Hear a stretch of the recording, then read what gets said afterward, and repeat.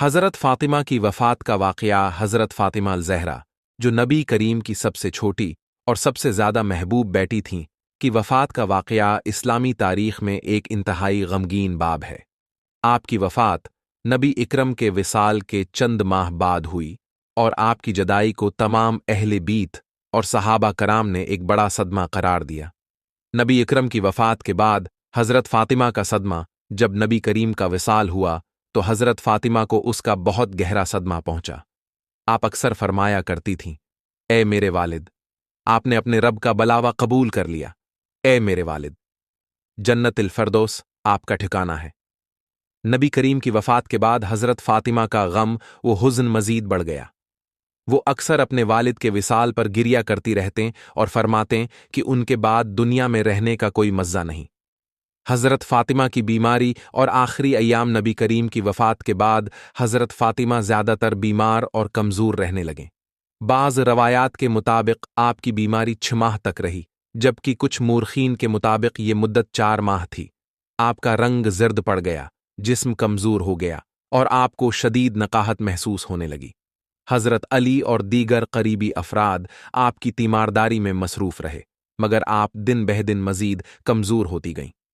हज़रत फ़ातिमा की पेशगोई और मौत की तैयारी। हज़रत फ़ातिमा को नबी करीम ने ज़िंदगी में ही ये खबर दी थी कि वो उनके बाद जल्द ही दुनिया से रुखसत हो जाएंगी। हज़रत आयशा से रवायत है कि नबी करीम ने हज़रत फ़ातिमा से फरमाया था, ए फ़ातिमा, तुम अहले बीत में से सबसे पहले मुझसे आकर मिलोगी। ये सुनकर हज़रत फ़ातिमा बहुत खुश हुए कि वो जल्द ही अपने वालिद से जा मिलेंगी। हज़रत फ़ातिमा की वसीयत से क़बल हज़रत अली से चंद अहम वसीयतें कीं, जिनमें सबसे अहम ये थी कि उनकी तदफीन रात के वक्त की जाए और उन्हें आम लोगों के सामने दफन न किया जाए।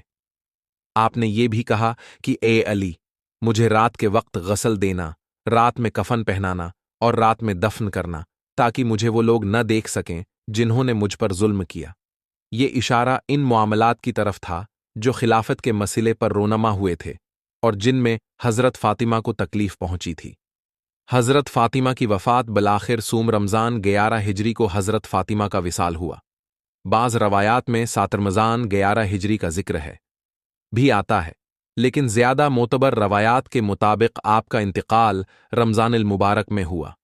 जब हज़रत अली को हज़रत फ़ातिमा के इंतकाल की खबर हुई तो वो बहुत रंजीदा हुए और फरमाया, ए फ़ातिमा, तुम्हारी जदाई मेरे लिए नाकाबिल बर्दाश्त है, लेकिन मैं सब्र करता हूं क्योंकि ये अल्लाह की मर्जी है।